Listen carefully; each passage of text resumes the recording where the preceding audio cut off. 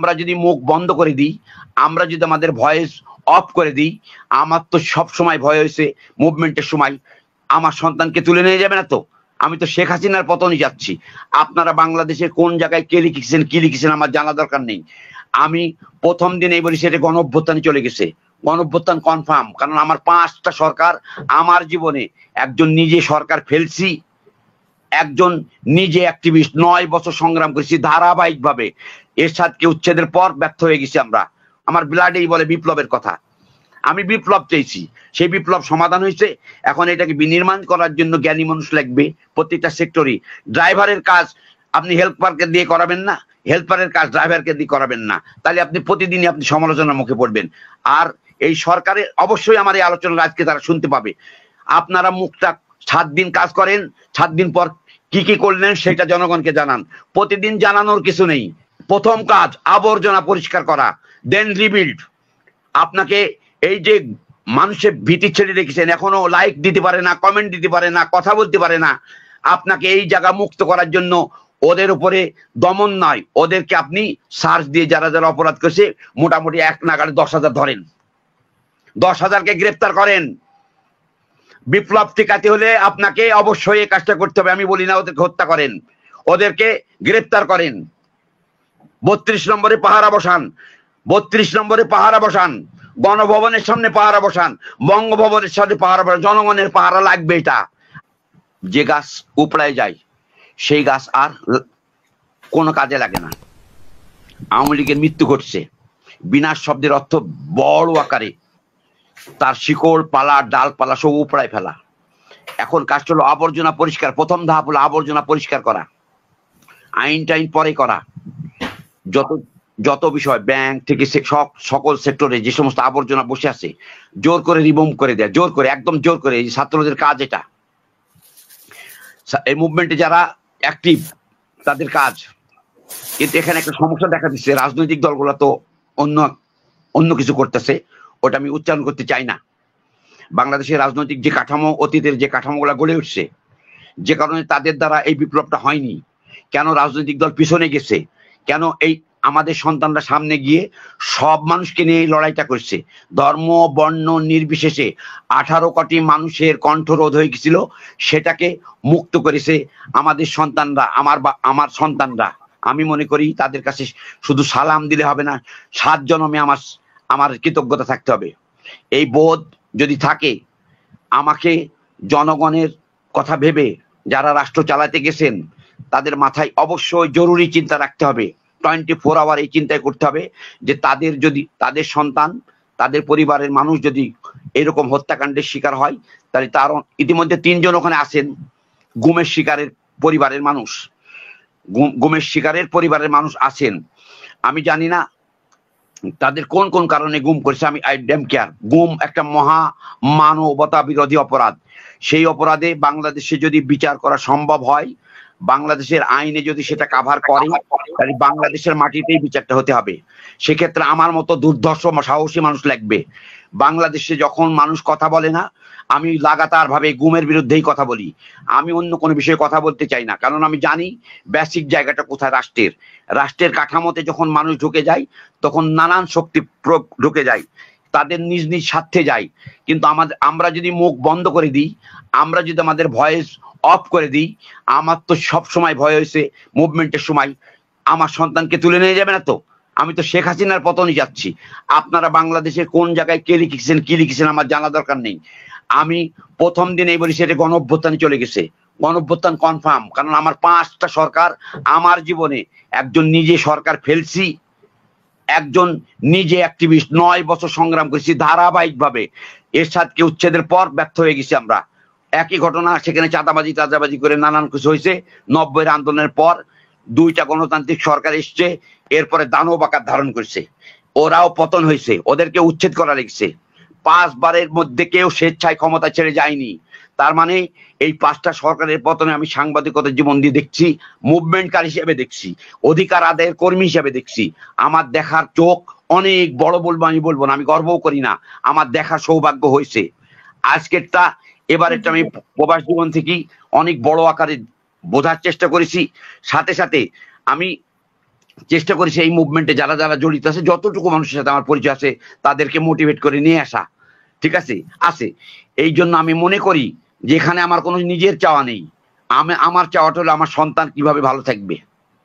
আমি ডেড, আমি মৃত মানুষ। আমি যেখান থেকে রিটার্ন করছি, এখান থেকে রিটার্ন করার কোনো স্বপ্ন কোনো মানুষের থাকে না, ওই স্বপ্নটা থাকে না। ওখানে আর কোনো সুযোগই থাকে না। তো আপনি কাকে বলবেন? আপনি যে বাথরুমে যাবেন, ধরেন আপনার প্রস্রাবটা পাইছে, আপনি কিভাবে বলবেন? মানে বলবেনটা কিভাবে? আপনাকে বলতে হবে না আপনার প্রস্রাবটা পাইছে? আপনি যদি বলেছেন তাদের একটা সিগনাল, আপনি ওই যে লোহাতে, মানে আমার হ্যান্ডকাপ ছিল, পিছন দিয়ে আমি বাড়ি মারতাম, এভাবে বাড়ি দিতাম। আমার ধরেন প্রস্রাবটা পাইছে, আমাকে এসে 8 ঘন্টা পরে আসছে, 8 ঘন্টা পরে এসে আমাকে প্রস্রাব ফেরাতে নিয়ে যাচ্ছে, নিপীড়নের। আর আমার কান কিন্তু ড্যামেজ। আমি জোরে কথা বলতেছি, এর পিছনের কারণ হলো আমার কান 70% এখানে টেস্ট করা হয়েছে, আমাকে মেশিনও দিছে, ড্যামেজ। আমার চোখ প্রায় শেষ, আমি দেখিও কম, যে কারণে আমার লিখতে গেলেও অনেক ভুল ভ্রান্তি হয়। বলতে গেলে তো আপনি বুঝতে পারছেন আমি ট্রমাটাইজের মধ্যেই আসি, অনেক বড় প্রেশার। এখানে আমি কিছু করি না, আমার তো করার মতো পরিস্থিতি নাই। আমাকে করতে দিলেও তো আমি করতে পারবো না। আমার রাইট হ্যান্ড ড্যামেজ হয়ে গেছে, আমি লিখতেও পারি না, আর ওই অবশ হয়ে যায়, হাত আমার অবশ হয়ে যায়, অটোমেটিক্যালি ওই ডিজেবল টাইপের হয়ে যায়। তো স্বাভাবিকভাবে আমার তো আসলে আমার সন্তান তখন যখন বলে বাবা আমাদের ভাগ্যটা খারাপ, এটা আমি শোনার পর একজন বাবা হিসাবে সুইসাইড করা ছাড়া আর আমার কিছু থাকে না। কিন্তু যেহেতু আমি শক্ত মনের মানুষ, অনেক শক্ত মনের মানুষ, আমি অনেক সংগ্রাম করে বড় হয়েছি, আমি অনেক সংগ্রাম নিজে দেখছি, নিজে করছি। আমার কথা হলো আজকের প্রজন্ম, তোমরা কিন্তু শুধু জয় করনি, বিপ্লব সমাধানের, বিপ্লব হওয়ার পর এই সমস্ত এই সমস্যাগুলো যা আছে এগুলা থাকবে। বাট এরা পরাজিত হয়ে গেছে। আর ওদের ওই নৈতিক যে ভিতটা, যেটা নৈতিক, আমি যেখানে বলছি যে ওই যে ওদের যে অনাচারী কর্মকাণ্ড, অনাচার মানে আচারের বাইরে যেটা ওরা যেটা করছে, ওরা যখন এটা করছে দিনের পর দিন করছে, তখন ওরা ভিতরে, ওদের কাছে 1000 কোটি টাকা থাকতে পারে, বিলিয়ন ডলার থাকতে পারে, ওরা কিন্তু ডেড বডি, ওরা কিন্তু ভিতরে ডেড বডি হয়ে গেছে। Don't worry. আমি সরকারে যারা আছেন তাদের প্রতি আমার বক্তব্য যে আমাদের মতো মানুষকে আপনাদেরকে কাজে লাগাতে হবে। কোন কাজে লাগাবেন, কিসে লাগাবেন, সেটা তো আপনাদের দায়িত্ব, আমার তো না। আমার তো এটা আর না, আমি করছি নি, আমার সন্তান কি মিছিলের মধ্যে আছে। আমি কিন্তু 24 আমার ব্লাডেই বলে বিপ্লবের কথা। আমি বিপ্লব চাইছি, সেই বিপ্লব সমাধান হয়েছে। এখন এটাকে বিনির্মাণ করার জন্য জ্ঞানী মানুষ লাগবে প্রত্যেকটা সেক্টরে। ড্রাইভারের কাজ আপনি হেল্পারকে দিয়ে করাবেন না, হেল্পারের কাজ ড্রাইভারকে দিয়ে করাবেন না, তাহলে আপনি প্রতিদিনই আপনি সমালোচনার মুখে পড়বেন। আর এই সরকারের অবশ্যই আমার এই আলোচনা আজকে তারা শুনতে পাবে। আপনারা মুখটা 7 দিন কাজ করেন, 7 দিন পর কি কি করলেন সেটা জনগণকে জানান। প্রতিদিন জানানোর কিছু নেই, এই জনগণকে প্রতিদিন জানানোর কিছু নেই, ওরা ওই নিউজেই দেখতে পাবে। আপনারা প্রতিদিন মিডিয়ার সামনে ভকর ভকর করলে আপনার কথা থেকে আপনার নানান সংকট তৈরি হবে, আপনাকে বিপদে ফেলে দেবে।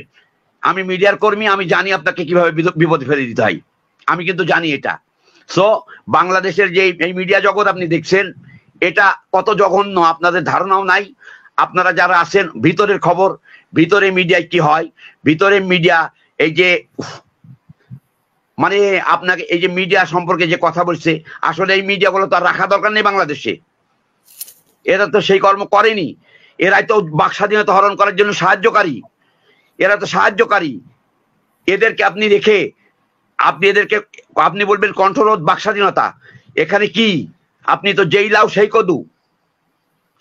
আপনি মানুষ মাত্র চেঞ্জ হয়েছে, এছাড়া তো সবকিছুই আগের মতো। না না না, কিচ্ছু চেঞ্জ হয়নি। আমি খবর নিচ্ছি তো, আমি তো খবর নিচ্ছি, আমি তো প্রতিদিন খবর নিই। আমাকে প্রতিদিন, আগে আমার এই ফোন কোনোদিন বাজতো না, এখানে এখন হাজার হাজার ফোন বাজে, মানুষের ফোন, একদম নিচের মানুষের, একদম নিচের মানুষ, উপরের মানুষ আমাকে কখনো ফোন দেয় না। আমরা আরেকদিন কথা বলবো ইনশাআল্লাহ। আমরা এই কথাটা শেষ করি, মেসেজ দিতে হবে আপনাকে যে প্রথম কাজ আবর্জনা পরিষ্কার করা, দেন রিবিল্ড।